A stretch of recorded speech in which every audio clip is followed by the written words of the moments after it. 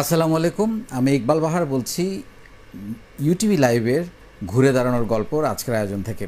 আপনারা জানেন যে নিজের বলার মতো গল্প প্রায় 1000তম দিন হতে যাচ্ছে এবং আমরা ইনশাল্লাহ আগামী 30 সেপ্টেম্বর 1000তম দিন পালন করব। সেটার ব্যাপক প্রস্তুতি চলছে সারা বাংলাদেশে এবং সারা পৃথিবীর 50টারও বেশি দেশে। কিন্তু এই যে আমরা 1000 দিনের জার্নি আমরা গত প্রায় 2 বছর 9 মাস ধরে আমরা কি করলাম। আমি অনেকবার বলেছি যে আমাদের প্ল্যাটফর্মের সবচেয়ে প্রথম এবং প্রধান উদ্দেশ্য হচ্ছে শেখানো। সেই শিক্ষার মধ্য দিয়ে, স্কিলসের মধ্য দিয়ে, আমাদের যে 10টা দক্ষতা তৈরির যে কর্মশালা আছে এর মধ্য দিয়ে আমরা চেষ্টা করছি এক একজনকে উদ্যোক্তা হতে, এবং যদি কেউ উদ্যোক্তা হতে না পারেন সে চাকরিও যদি করেন সে চাকরিতেও কিন্তু ভালো করার একটা সুযোগ তৈরি হয়েছে। মূলত আমরা উদ্যোক্তা তৈরির উদ্দেশ্যেই এই পুরো কার্যক্রমটা। এবং আপনারা জানেন যে আমরা টানা 90 দিন ধরে এক একটা ব্যাচে করে থাকি। আমাদের এখন 11তম ব্যাচ চলছে। এই 11টা ব্যাচ মিলে আমরা আসলে কতটা সম্পদ, কতটা মানুষ তৈরি করতে পেরেছি, কতটা উদ্যোক্তা তৈরি করতে পেরেছি এবং কতজনের জীবন ঘুরে দাঁড়িয়েছে, সেই গল্পগুলোই মূলত আজকের এই ধরনের অনুষ্ঠানের মধ্য দিয়ে আমরা বলার চেষ্টা করছি। এবং আপনারা খেয়াল করছেন গত কয়েক সপ্তাহ ধরে প্রায় প্রতি রবিবার আমরা আমাদের নিজের বলার মতো গল্পের যারা সদস্য আছেন তাদের ঘুরে দাঁড়ানোর গল্প আপনাদেরকে জানানোর চেষ্টা করছি কয়েকটা উদ্দেশ্য নিয়ে। প্রথম উদ্দেশ্য হচ্ছে যে তাদেরকে অনুপ্রাণিত করা, কারণ আমি শুনেছি যে এইখান থেকে যারা গল্প শুনিয়ে যাচ্ছেন গত কয়েক পর্ব ধরে আমি শুনেছি তাদের সেল প্রায় ডবল হয়ে গেছে গত কিছু দিনে। সো এটা একটা বিশাল ব্যাপার, কারণ এখানে আসা মানে তার একটা নতুন স্বীকৃতি, নতুন ব্র্যান্ডিং, নতুন ধরনের তার একটা লাভ হচ্ছে। 2 নাম্বার হচ্ছে যে যারা নতুন আসছেন তাদের জন্য এটা একটা অনুপ্রেরণা যে আমাদের এরকম একদিন গল্প বলার সুযোগ হবে যেটা সারা বাংলাদেশের এবং সারা পৃথিবীর সবাই দেখবে। আর 3 নাম্বার হচ্ছে আমাদের প্ল্যাটফর্মের বাইরে যারা আছেন, যারা আমাদের শুভাকাঙ্ক্ষী বা যারা আমাদেরকে ফলো করেন, তাদেরকে জানানো উদ্দেশ্য যে আসলে আমরা সত্যি সত্যি কোনো মিনিংফুল কিছু করতে পারছি কিনা, সত্যি সত্যি আমরা মানুষের নিজের বলার মতো একটা গল্প তৈরি করতে পারছি কিনা, সেই মেসেজটাও দেওয়ার একটা চেষ্টা।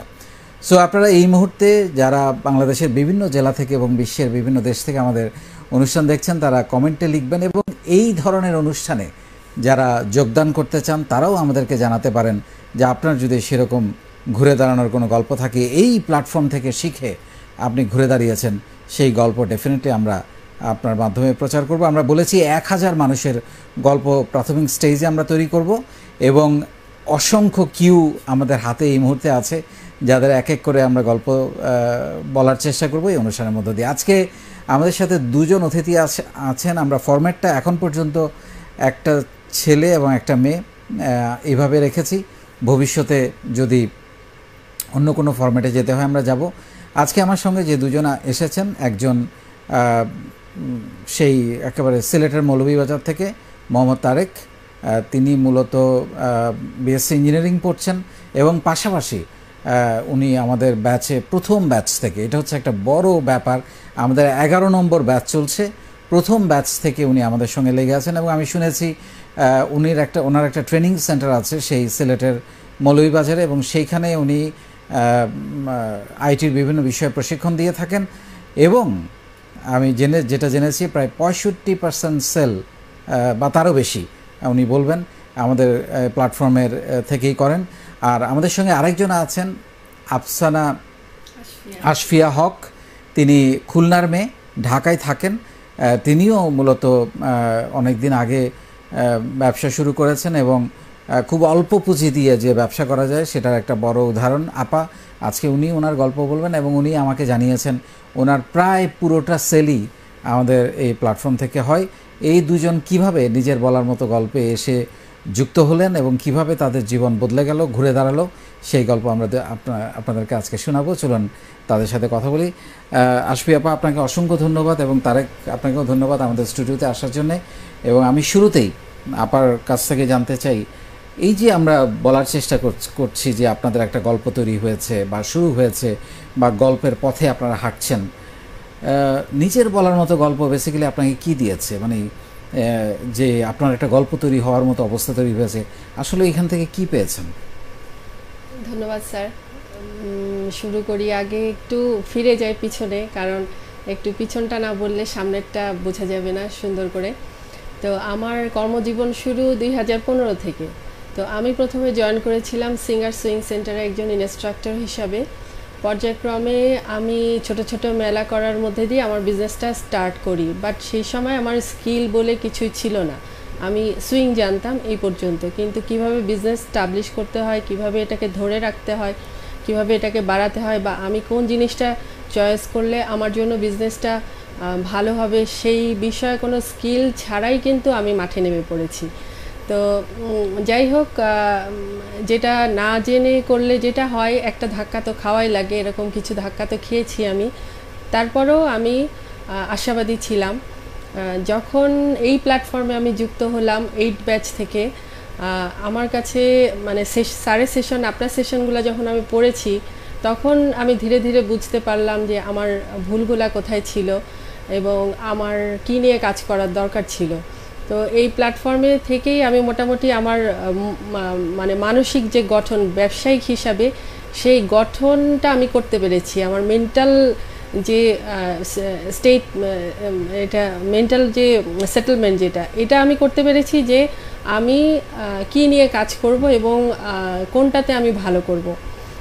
এবং স্যার যেটা বলেন, আপনি যেটা বলেন সব সময়, যে লেগে থাকাটা শিখেছি আমি এই প্ল্যাটফর্মে এসে। ডেফিনেটলি আমি শুনবো যে আপনি কি কি প্রোডাক্ট নিয়ে কাজ করছেন এবং কতটা ভালো করছেন, আপনার শুরুর পুঁজি কেমন ছিল, এখন আপনি এসে কেমন সেল করছেন এবং এই প্ল্যাটফর্ম থেকে আপনি কেমন সেল পাচ্ছেন, সেই গল্পটা শুনবো।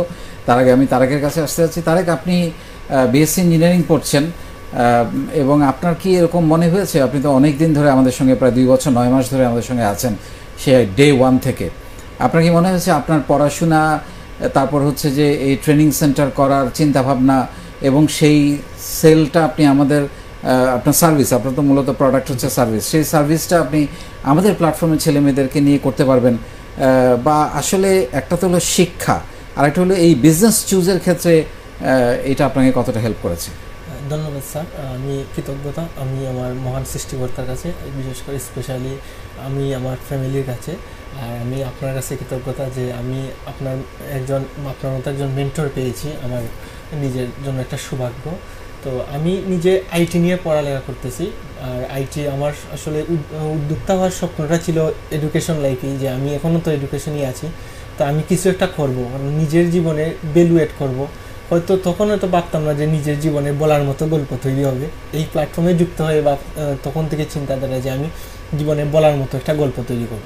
এর আগে যেটা ভাবতাম যে আমার জীবনে একটা ভ্যালু তৈরি হবে, আমি কারোর উপর ডিপেন্ড করব না, আমি নিজে সেলফ ডিপেন্ড হব, যে আমি কিছু একটা করব। তো আমি এর আগেও আমি যখন ডিপ্লোমা পড়ি, তখনই আমি একটা উদ্যোগ শুরু করি। তো আমি তো যেহেতু উদ্যোক্তা ছিলাম, তো আমার বন্ধুদের মিলে, 4 বন্ধু মিলে, তো সেই উদ্যোগটা আসলে ফেল করে। আমি তো তখন ছাত্র জীবনেই শুরু করি, আর ওই রকমভাবে মনে হয় নাই যে আমি এই জিনিসগুলো প্রয়োজন। যেমন আজকে আমরা অ্যাকাউন্টিং জানছি, নেটওয়ার্কিং জানছি, মার্কেটিং শিখছি, তো এই বিষয়গুলো যে লাগে উদ্যোক্তা হতে, সেটা আসলে হয় না। কারণ নর্মালি সচরাচর যারা উদ্যোক্তা হয়, শুরু করে, তারপর অনেকেই ভালো করে, আবার অনেকে হারিয়ে যায়। তো আমারও মনে হয় আমি সেভাবেই হারিয়ে গিয়েছিলাম, গিয়ে অনেকটা হতাশ। তখন 2018 আমি 16তে শুরু করি, 2 বছর মোটামুটি বিজনেস করে, দেন আমি অনেক টাকা লসও হয়, আমি হারিয়ে যাই। তখন আমি অনেকটাই হতাশ হয়ে আমি কি করব, কিছু করবো না, ফ্যামিলির থেকে টাকা নিলাম, পড়ালেখা করতেছি আইটি নিয়ে, আর ফ্যামিলির সবাই একটা বিশ্বাস আমার উপর যে আমি ভালো কিছু করব, পড়ালেখায় ভালো স্টুডেন্ট। কিন্তু হারিয়ে যাওয়ার পর তখন আমি হতাশা হয়ে ফেসবুকে ঘুরতেছি, যেটা হয় আমাদের তরুণদের জন্য, যে ফেসবুকে সময় কাটানো। তো একদিন আমি আমার টাইম লাইনে, আপনাকে আমি ফলো করতাম, টাইম লাইনে দেখা গেল যে আপনি একটা পোস্ট দিলেন যে আমি তরুণদের দক্ষ করব, উদ্যোক্তা তৈরি করব 64 জেলায় 164 জন তরুণদের। তো আমি বললাম যে যেহেতু জীবনে অনেক সময় দিলাম, এইখানে একটু সময় দিয়ে কি হয় একটু দেখি। তো আলহামদুলিল্লাহ 2018 সালের 1 জানুয়ারিতে আমি জয়েন করলাম। জয়েন করার প্রথম যে অল্প কিছু দিনেই আমি আসলে আমার জীবনে একটা চেঞ্জিং বা টার্নিং পয়েন্ট খুঁজে পাই। যেমন আপনার অনেকগুলো কথা আছে, তার মধ্যে আমার একটা কথা খুব বেশি আকর্ষণ লাগে। আমি সবসময় বলি যে বৃষ্টি সবার জন্য পড়ে, তো ভিজে কেউ কেউ। আসলেই তো আমি সেই জিনিসটা, যে সেই বৃষ্টিতে আমি ভিজতে চাই। সেই বৃষ্টিটা হতে পারে সাফল্য, সে হতে পারে একজন সফল উদ্যোক্তা, মানবিক মানুষের। তো এই জিনিসগুলো আমি পেয়ে গেলাম এই প্ল্যাটফর্মে। আমি টানা 90 দিন লেগে থাকলাম, আমি একটা দিনও মিস করলাম না, যে আমি তো যে জিনিসটা মানে মিসিং করলাম আমার বিজনেসে, আগের বিজনেসে, সেই জিনিসগুলো আমি নোট করতে শুরু করলাম যে না, আমি তো এই যে মার্কেটিং এই জায়গায় মিস করছি, নেটওয়ার্কিং ছিল না আমার ভালো, তারপর প্ল্যানিং ছিল না, মূলধন কীভাবে কী করতে হয় সেটা আমার ছিল না। তো এই জিনিসগুলো আমি খুবই বেশি আগ্রহী হয়ে নেই। তারপর যখন আমাদের 90 দিন শেষ হয় বিশ্ব সাহিত্য কেন্দ্রে, তখন কিন্তু আপনি আমার পিঠে হাত দিয়ে বলছিলেন যে তুমি আইটি নিয়ে এগিয়ে যাও। আমাকেও তখনও সেরা ওই প্রমিজিং এন্টারপ্রেনার উদ্যোক্তা অ্যাওয়ার্ড দেওয়া হয়। তখন থেকে আসলে বুকের মধ্যে আবার নতুন স্বপ্ন বাসা বাঁধে যে আমি কিছু একটা করতে পারবো, আমি এখনো হারিয়ে যাইনি, আমার মাঝে কিছু একটা আছে যেটা দিয়ে আসলে এই পটেনশিয়াল কাজে লাগাতে হবে। তো আমি সেই আইডি থেকে এই প্ল্যাটফর্মে যুক্ত হলাম। তো তখন তো আমাদের এরকম সুযোগ ছিল না, আমরা পোস্ট করতামও না, আমরা শুধু শিখেই যেতাম। তো আমি শিখে গেলাম, বাট আমি একটা জিনিস মনের মধ্যে থাকতো যে এখান থেকে কিছু শিখছি, ভবিষ্যতে এখানে কিছু একটা তৈরি হবে, যেটা আমার প্রথম থেকেই মনে হয়েছিল। যার কারণে আজকে পর্যন্ত আমাদের 1000তম দিন এই যে 30 সেপ্টেম্বর আমরা করব, সেটা হলো এই লেগে থাকার ফল, যে আমি যে শিখছি এখানে কিছু একটা আছে যেটা আমার জীবনের মূল নিয়ে আসছে। অ্যাবসলিউটলি। এবং আপনি কি ধরনের ট্রেনিং করাচ্ছেন এবং এই প্ল্যাটফর্ম থেকে কি ধরনের সহযোগিতা পাচ্ছেন সেটা নিয়ে আমরা আলাপ করব। আর আফসানা আপা, আপনার কাছে একটু আসতে চাই, সেটা হচ্ছে যে আমি শুনেছি যে আপনি মাত্র 25,000 টাকা দিয়ে শুরু করেছেন, এখন আপনি প্রায় 50,000 টাকা মাসে সেল করেন, মাশাল্লাহ। এবং আমরা আশা করব যে এটা লাখ টাকা ছাড়িয়ে যাবে খুব শিগগিরই। এবং আপনি প্রায় 60 থেকে 65% সেল আমাদের শুধু প্ল্যাটফর্ম থেকেই পান। কি প্রোডাক্ট নিয়ে কাজ করছেন, এবং এই যে 60-65% সেল আপনি প্ল্যাটফর্ম থেকে পান, এই জন্য আপনাকে অতিরিক্ত কি করতে হয়েছে? স্যার, প্রথমে যেটা বলতে চাই, আমি 2 সেক্টরে কাজ করি। একটা হচ্ছে আপনার কাপড় চোপড় নিয়ে, যেটা মেইন আমি শুরু করেছিলাম আমার নিজের প্রোডাকশন করার জন্য। আমি কিছু ওয়ান পিস, কিছু প্যান্ট প্রোডাকশন করা শুরু করলাম বাজারের থেকে, যাতে আমার প্রোডাক্টগুলো আলাদা হয়। সেই জন্যই আমার কাজ শুরু করা। প্রথমে সাবকন্ট্রাক্টে করাতাম, তারপর নিজেই টেইলার মাস্টার, নিজেই কারিগর রেখে নিজের কাজ নিজেই করানো শুরু করলাম। তো এটা শুরু করার পরে আমি প্রথম ইয়েটা খুব ভালো পেয়েছি, রিভিউটা আমার খুবই ভালো ছিল। আমি ফার্স্ট বছর আমি খুব ভালো করেছি মাশাল্লাহ। এর পরবর্তীতে দেখা যায় যে একটা বিজনেস যখন বিজনেস থাকবে, বিজনেসের সাথে বিজনেস প্ল্যানও চেঞ্জ করতে হয়, আবার এটার সাথে আপনার মার্কেটিং পলিসিটাও চেঞ্জ করতে হয়, যেটা আমার করা হয় নাই। যার কারণে আমি পরের বছর কিন্তু ভালো করলাম না ওরকম আশানুরূপভাবে। তবে আমি লেগে আছি। এখন যেহেতু এই প্ল্যাটফর্মে এসে আমি অনেক কিছু শিখেছি, যে কিভাবে মার্কেটিং করতে হয়, কিভাবে নেটওয়ার্কিং বাড়াতে হয়, এইটা আমাকে অনেক কাজে দিচ্ছে। তো আলহামদুলিল্লাহ এই প্ল্যাটফর্মে জয়েন করার পর মানে 8ম ব্যাচের আমি সেশন শেষ করেছি। আমি 9ম ব্যাচের সেশনও আমি ডেইলি সেশন করি। তো 9ম ব্যাচের সেশনটাও আমি শেষ করার পরে আমাকে মানে প্রেজেন্ট করা শুরু করলাম এই প্ল্যাটফর্মে। এবং মাশাল্লাহ আমার যতদূর ধারণা, আমি প্রতিদিন একটা করে পোস্ট অবশ্যই দিই। কেন? আমার ব্র্যান্ডিং করার জন্য এবং সবাইকে জানানোর জন্য যে আমার ব্র্যান্ডটা কী এবং আমি কে, এটা জানানোর জন্য। এবং আপনার হাটবার যেটা করেছেন, হাটবারে আমি মিনিমাম 6টা পোস্ট আমি দিই। আমার রেডি করা থাকে 6টা পোস্ট, যে আমি টাইম 2-3 ঘন্টা গ্যাপে আমি 6টা পোস্ট দিব। তো এরকম কখনো একটু কম হয়ে যায়, 1-2টা সময়ের জন্য। তো তারপর আমি চেষ্টা করি। তো এই হাটবার কনসেপ্টটা আপনাদেরকে কতটা সুবিধা দিয়েছে? স্যার, হাটবার কনসেপ্টটা অবশ্যই খুবই সুবিধা দিয়েছে। আমি মনে করি আমার যেহেতু স্যার এই প্ল্যাটফর্মে জয়েন করার পরে আমার ফুড পেজটা ওপেন করা, স্যার আপনি ওপেন করেছিলেন এটা। তো megatona.food আমার পেজটার নাম। তো আলহামদুলিল্লাহ হাটবারে তো এটা রেসপন্স খুবই ভালো।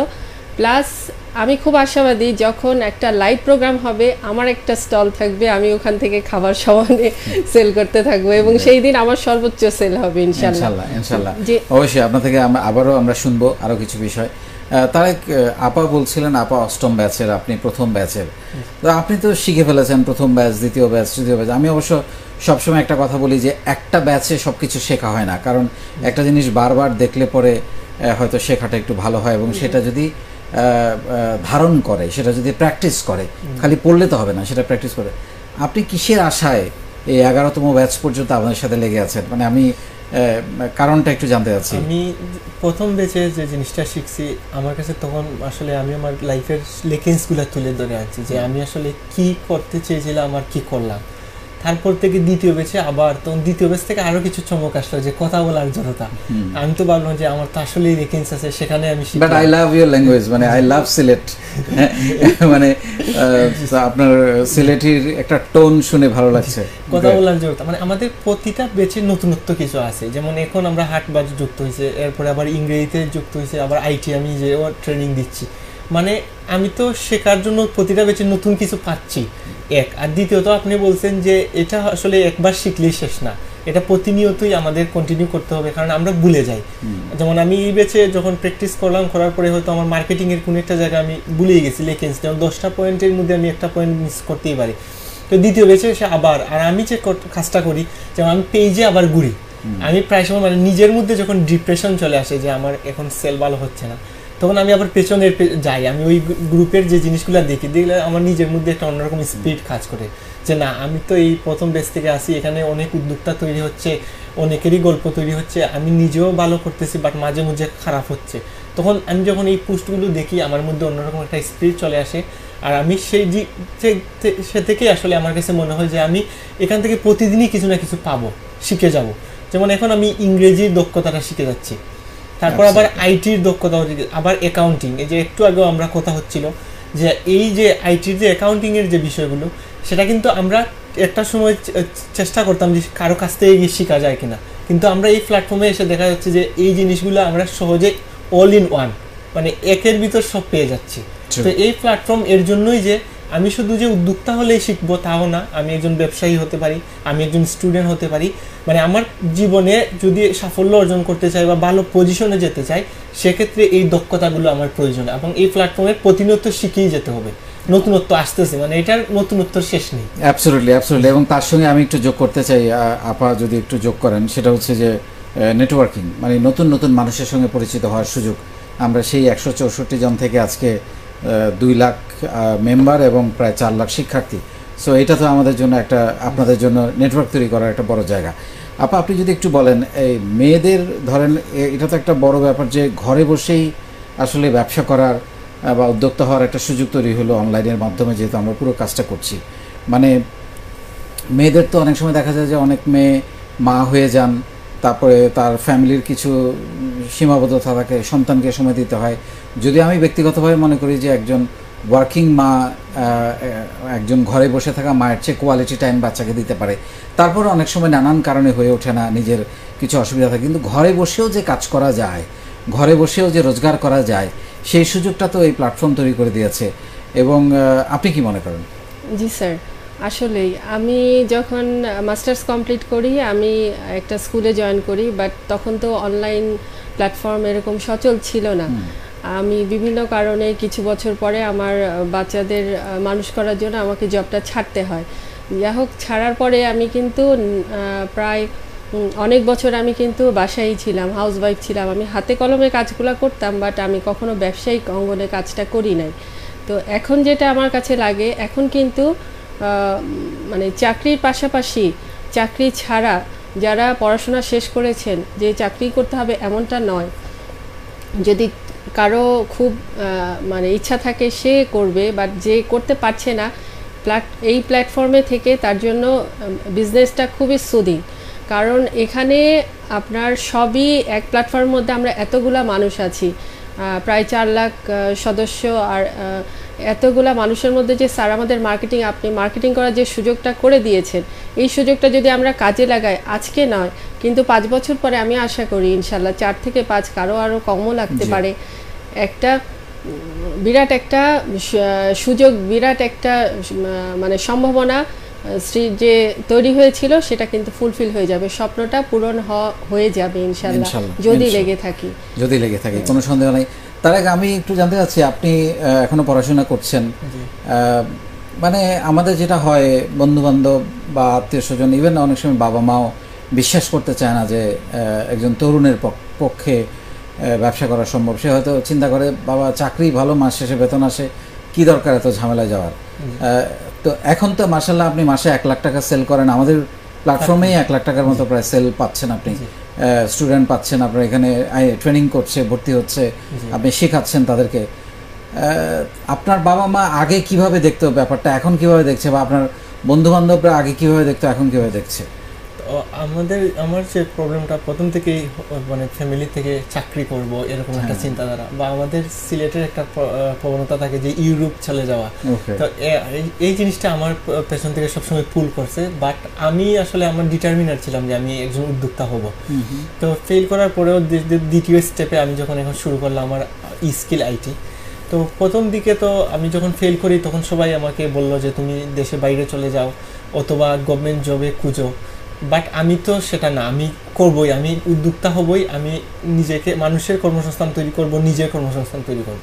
তো সেটা যখন শুরু করে এখন যখন একটা ভালো পজিশনে আসছি, তো এখন সবাই আমাকে সাপোর্ট দিচ্ছে, বিশেষ করে ফ্যামিলি বা অনেকেই আমার বন্ধু বান্ধব একটা সময় হাসি ঠাট্টা করতো যে উদ্যোক্তা হবে, কত ভালো স্টুডেন্ট ছিল, চাকরি করতে পারতো বা এই করতে পারতো, সে নাকি উদ্যোক্তা হবে এই সেই।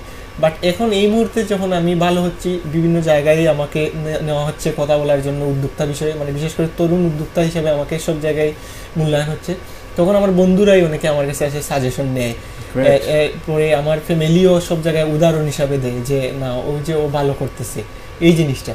তো এটাই হলো গিয়ে আমার জীবনে যে আমি আসলে চেষ্টা করেছিলাম, আমি ডিটারমিনার ছিলাম।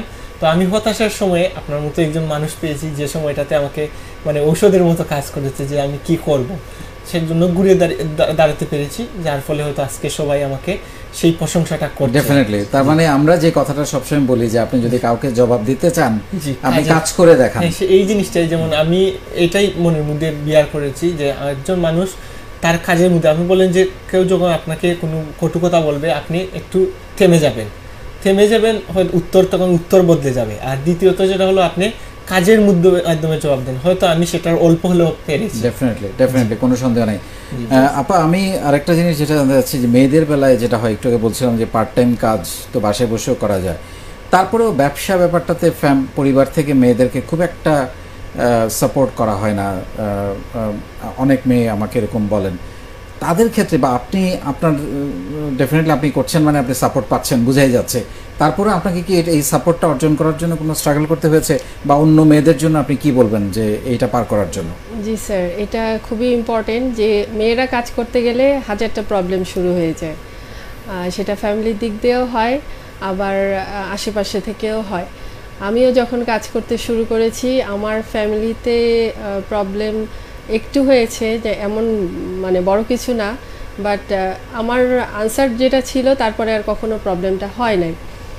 কিন্তু অনেকের আছে যে অনেক প্রবলেম হয়, কিন্তু একটু ধৈর্য ধরে অপেক্ষা করলে দেখা যায় যখন আপনি কাজ শুরু করছেন আপনার কর্মব্যস্ততা দেখবে, আপনার পারিপার্শ্বিক অবস্থা দেখবে, আপনার ফ্যামিলির মেম্বাররা, তারপরে আপনার আশেপাশের লোকজনরা, আপনার হাজব্যান্ড, সবাই যখন দেখে বুঝতে পারবে যে একে থামানো যাবে না, তখন সবার মুখ অটোমেটিক অফ হয়ে যাবে। কারো কথা শুনে অফ হওয়ার দরকার নাই, কারণ আমি যদি কাজ করতে ভালোবাসি আমাকে কেউ বন্ধ করতে পারবে না, এটা হচ্ছে কথা।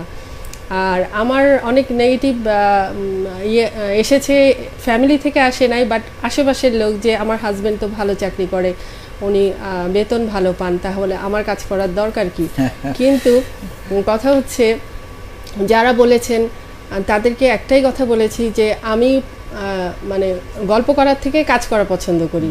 হয়তো গল্প করলে অনেকগুলা কথা বের হয়ে যাবে, ঘরের কথা হোক বাইরের কথা হোক, সেটা আমি পছন্দ করি না, বরং আমি কাজ করি, কাজ করাটা আমি পছন্দ করি, যার জন্য আমি কাজ করি, সেটা আমার অল্প হোক বেশি হোক, কিন্তু আমাকে কাজ করতেই হবে। অ্যাবসলিউটলি। এবং নিজেকেই সেইটা বুঝাতে হবে, প্রমাণ করতে হবে পরিবারের কাছে যে আমি পারবো।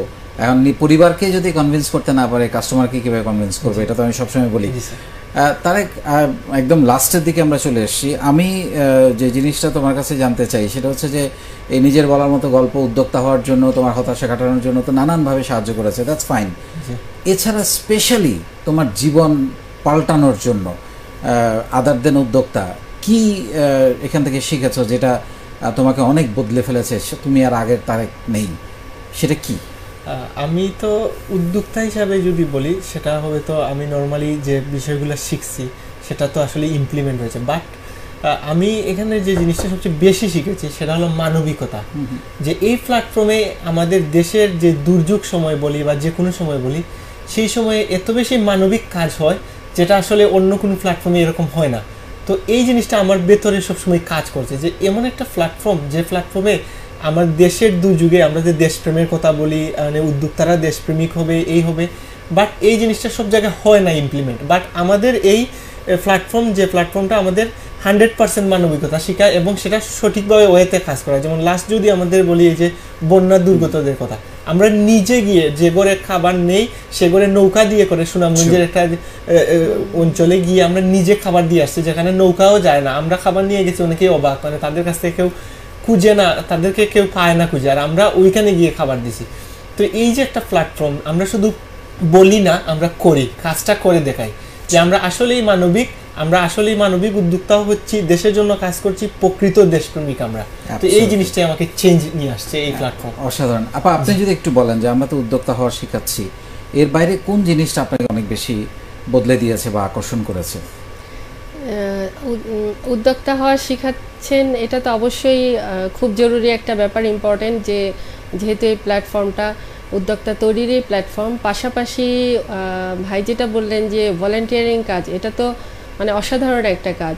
এটা আমার মনে পড়ে যে আমরা যখন ছোট ছিলাম বা স্কুলে কলেজে পড়ি তখন করেছি, তারপরে কিন্তু আর করা হয় না একটা লম্বা টাইম। এই প্ল্যাটফর্মে আসার পরে যে এটা করা, যে আমি কতটা উৎফুল্ল হয়ে করি সেটা বলার অপেক্ষা রাখে না। আর তাছাড়া পাশাপাশি এই যে নেটওয়ার্কিং, তারপর সম্পর্ক, পরস্পরের সাথে পরস্পর সম্পর্ক, ছেলে হোক মেয়ে হোক, এখানে মেয়েদের যে একটা সেফ বসবাস, যেটা হচ্ছে আপনি বলেছেন জিরো টলারেন্স রাখতে হবে, সেই পরিবেশটা, এবং সবাই সবাইকে শ্রদ্ধা করে, সবাইকে ভালোবেসে কিন্তু কমেন্টসগুলো করে, এইটা আমাকে খুব মুগ্ধ করে। যে যখনই কোনো পোস্ট দিই, পোস্টের যে কমেন্টসগুলো আসে, আমি এটাতে মানে খুবই বিগলিত হয়ে যাই এবং আমার খুবই ভালো লাগে এটা। অসাধারণ, অসাধারণ। আমরা একদম শেষের দিকে লাস্ট একটা প্রশ্ন করতে চাই, তারেক আগামী 5 বছর 10 বছর পরে তারেক নিজেকে কোথায় দেখতে চায়? ধন্যবাদ স্যার। আমি আসলে আইটি নিয়ে কাজ করতে চাই। তো আমার স্বপ্ন আসলে আমি ইন্টারন্যাশনালি, এখন অলরেডি আমি আইটি, করোনার পরবর্তী সময় থেকে আমি আইটি সাপোর্ট দিচ্ছি বিভিন্ন কোম্পানিকে, দেশের বাইরেও দিচ্ছি, আমাদের প্ল্যাটফর্মের সব নতুন উদ্যোক্তাদের আমি দিচ্ছি। তো আমার স্বপ্ন আগামী 10 বছরে মিনিমাম 5টা ব্রাঞ্চ থাকবে বিভিন্ন দেশে, ইউরোপে হতে পারে, কাতারে হতে পারে, যে ব্রাঞ্চগুলো আমি এই বাংলাদেশের তরুণদের দিয়ে চালাবো। ওইখান থেকে আমরা আইটি সাপোর্টের সেবাগুলো নিব, যেমন graphics design, web design, apps development, এই জিনিসগুলো নিয়ে এই দেশে বসে আমরা ওদেরকে কাজ করব। আমি চাই যে 1000 তরুণদের কর্মসংস্থান হবে।